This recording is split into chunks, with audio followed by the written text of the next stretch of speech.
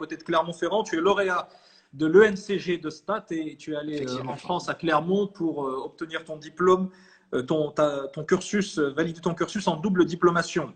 Et dans le cadre de ton cursus, tu as eu l'idée de développer une application. Tu vas nous en parler tout de suite. Elle s'appelle FUSAP et Alors, tu es en incubation en ce moment même pour développer FUSAP. À quoi ça correspond? Premièrement, je tiens à vous remercier pour cette invitation. Ça fait énormément plaisir d'être Alors, ici avec toi, Audia. Donc effectivement, en fait, quand j'ai été à l'ESG de Stat et à l'ESC Clermont-Ferrand, j'avais lancé trois startups dont deux qui ont échoué et une qui a réussi. Et aujourd'hui, j'ai décidé de travailler sur FuseApp, une application mobile qui va permettre, en quelque sorte, de tout un chacun qui a un produit ou un service à vendre, de le faire et de le partager avec les personnes qui sont à proximité, à travers ce qu'on appelle des vitrines virtuelles. Et ça permet en fait pour les citoyens porteurs de projets de commencer à vendre en commençant par leur foyer, par leur maison, mais également pour les commerçants qui viennent de se lancer et qui parfois ils ont la possibilité d'utiliser, d'avoir recours à d'autres outils. Par exemple, utiliser des flyers, distribuer des flyers auprès des gens, ça c'est un peu coûteux. Créer un site web, c'est aussi très coûteux. Ou alors créer une page sur les réseaux sociaux et devoir communiquer dessus, ça coûte énormément. Donc à travers FuseApp, c'est beaucoup plus simple, c'est beaucoup plus facile, parce qu'il suffit d'avoir une vitrine virtuelle gratuitement dans laquelle on dépose soit un service ou un produit, et automatiquement, systématiquement, les personnes qui sont à proximité peuvent les découvrir en une fraction de seconde en temps réel. alors, on va entrer dans le détail de FuseApp. Ce que j'aimerais que tu me dises, c'est comment est-ce que tu as amorcé le virage entre la création de cette application et donc cette start-up ici au Maroc et puis le fait de poursuivre son développement en France dans le cadre d'un incubateur, d'une pépinière, comme on les appelle. Très bien. Alors en fait, lorsque j'ai commencé à travailler sur FuseApp, déjà FuseApp est né suite à un besoin. Un besoin et un problème qui a été identifié au niveau du Maroc et non pas dans un autre pays. Ce besoin est tout à fait simple. Tu le dis toujours, Wadi, il faut rêver, imaginer et il faut rêver à travers tes chroniques dans ton bouquin, imaginer si c'était vrai. Donc je me suis dit, pourquoi est-ce qu'il y a autant de jeunes qui sont tout le temps assis dans des cafés à ne rien faire au moment où ils peuvent commencer à vendre soit un service ou un produit quelconque? Il y en a tellement au Maroc que ça fait mal au cœur. De plus, lorsqu'on voit le rapport qui a été fait par la CGEM et qu'on voit qu'il y a plus de 170 milliards de dirhams qui, qui sont en fait, qui sont perdus au niveau de l'informel et donc on souhaite se rapprocher, se rattraper dans ce sens, je me suis dit que peut-être c'est une application mobile qui va résoudre ce problème. Et donc j'ai commencé à travailler au Maroc. J'ai levé des fonds auprès d'investisseurs marocains et l'incubation, elle permet en quelque sorte d'avoir un accompagnement de qualité. Chose d'ailleurs qui nous manque un peu au Maroc, parce que j'ai été dans des incubateurs marocains, mais cela n'empêche pas que le travail qui se fait sur terrain au Maroc et non pas en France. Et comment tu t'es retrouvé à être incubé à Clermont? Alors en fait, j'ai eu mon master à l'École supérieure de commerce de Clermont-Ferrand en marketing digital. Et en parallèle avec mes études, donc j'avais un professeur d'entrepreneuriat et je lui ai parlé de FuseApp. Donc, quand j'ai eu mon diplôme, je devais normalement passer un stage de fin d'année. J'ai préféré plutôt travailler sur FuseApp. Donc, je suis rentré au Maroc, j'ai travaillé sur FuseApp et puis nous sommes restés en contact. Et il m'a proposé de postuler à l'incubateur, chose que j'ai faite pendant 3 fois et je n'étais pas admis. Et la quatrième fois, donc j'ai eu la possibilité de rejoindre l'incubateur et s'ils m'ont pris, c'est vraiment pour l'audace et le fait d'avoir osé repostuler à 4 reprises. Et donc, c'est une application que tu développes en France, mais qui va être une application 100% marocaine. Euh, Comment ça marche concrètement? C'est quoi l'idée? Admettons, je veux vendre, j'en sais rien moi, des cours de sport. Et je suis chez moi et je passe mes journées dans un café, comme tu le citais tout à l'heure. Je peux faire quoi avec FuseApp? Alors, une fois que l'on est sur FuseApp, il suffit tout simplement de passer pour un vendeur. Donc, dès l'ouverture de l'application, on peut découvrir à quoi ça ressemble. Mais dès lors qu'on décide de passer pour un vendeur et donc déposer des services ou des produits, supposons qu'on a des cours de sport à proposer, on clique sur le bouton devenir vendeur. L'application est tellement simple. Dès qu'on devient vendeur, on a 3 catégories plus une promotion. Quand je parle de catégorie, c'est un petit espace où on peut télécharger une photo à laquelle on ajoute un prix et une description, aussi facilement que ça. Et dès que vous proposez ces services, les personnes qui sont dans votre entourage, et d'ailleurs j'y crois énormément parce que toutes les startups ont commencé par opérer au niveau de leur quartier, que ce soit pour Airbnb, ou que ce soit pour Log ou pour Uber. Donc ils ont tous commencé, tous les fondateurs ont commencé par vendre au niveau local, même si bien sûr ils pensaient global. Et du coup, cette idée est vraiment tellement intéressante et tellement puissante que parfois on l'oublie. Donc ça permet de s'adresser directement à des gens qui se trouvent autour de vous et qui seraient susceptibles d'être intéressés par le service que vous proposez. Exactement. Ça, en fait. Pour les personnes qui sont physiquement à proximité, ils peuvent voir vos services en un clic.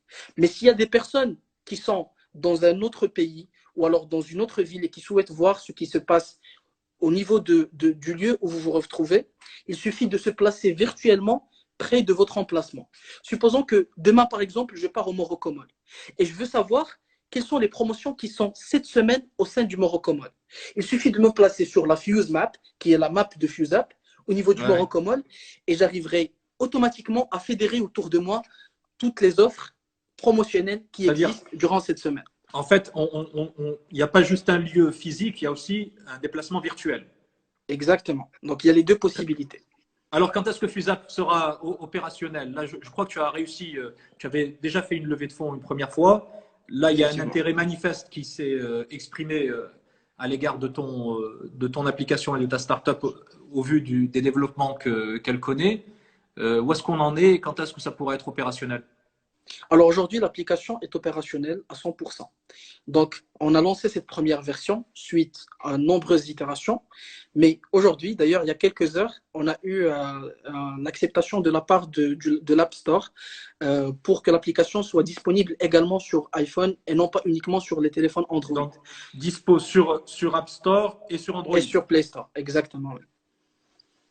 Et donc, on peut d'ores et déjà l'utiliser. Effectivement, elle peut être utilisée. D'ailleurs, j'ai été sollicité par pas mal de livreurs. Il y a cette période du Ramadan qui est vraiment importante et dans laquelle on peut utiliser FuseApp d'une manière incroyable. Aujourd'hui, mes parents ils sont au Maroc et je sais qu'ils ont besoin d'acheter des gâteaux du Ramadan. Mais ils ne peuvent pas le faire parce que les commerçants sont fermés. Mais si aujourd'hui je suis dans votre quartier et que j'ai des gâteaux que je peux offrir, que je peux mettre en vente, alors je peux le faire très rapidement. Donc j'ai de la visibilité sans même avoir un commerce.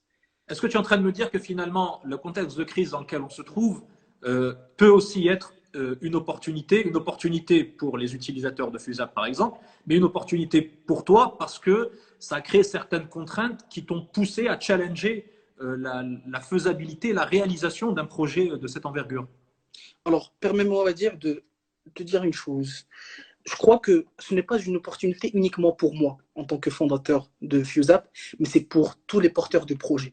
Si on revient en 2008 à la crise financière, toutes les meilleures levées de fonds qui ont eu dans l'histoire de l'humanité, ce sont les levées de fonds qui ont eu lieu suite à la crise de 2008.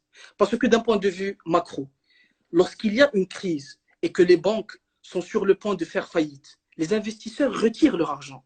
Et donc, ils souhaitent les réinjecter. Les réinjecter, ils ne vont certainement pas le faire dans de grandes structures ou dans de grandes boîtes, parce qu'elles sont tout simplement dans une phase de redressement de leur situation économique. Elles sont à une certaine maturité. Il faut des choses qui puissent avoir des potentiels de croissance. Ah, la connexion qui... Je suis là. Oui. Exactement. Ils sont... Ouais. Alors, exactement. Ils ont une certaine maturité. Et lorsque une crise... C'est-à-dire lorsque les grosses boîtes sont touchées par des crises, elles ont besoin de quelques mois pour pouvoir redresser leur situation. Tandis que les investisseurs seraient beaucoup plus intéressés par des startups qui sont à fort potentiel. Donc, ils iront chercher les startups qui viennent de se lancer et qui d'ailleurs, par définition, elles commencent du néant et donc elles ont tendance à s'agrandir de manière exponentielle. C'est ce qui s'est passé avec Airbnb parce que Airbnb, avant la crise, ils ont lancé leur projet et ils ont trouvé tellement de mal à convaincre les gens de laisser des étrangers c'est-à-dire passer du temps dans un espace dans leur maison, que juste après la crise, les gens avaient besoin de plus d'argent. Donc, ils se disent, pourquoi ne pas laisser les gens le faire parce qu'on veut se faire plus d'argent. Et donc, ils ont profité de la situation pour lancer leur projet. Et c'est Mansour exactement le même cas pour Fusap. Mellali, 24 ans, fondateur de Fusap, application disponible dès aujourd'hui. Ça veut dire que dans le confinement vôtre, on est vraiment au fait de l'actualité, à fond au cœur de l'actu, disponible sur Play Store et sur l'Apple Store de iPhone. Merci beaucoup, Merci Mansour. à vous. Tu te préoccupais tout à l'heure pendant le brief de pouvoir dire tout ce que tu as à dire. Tu as pu tout dire?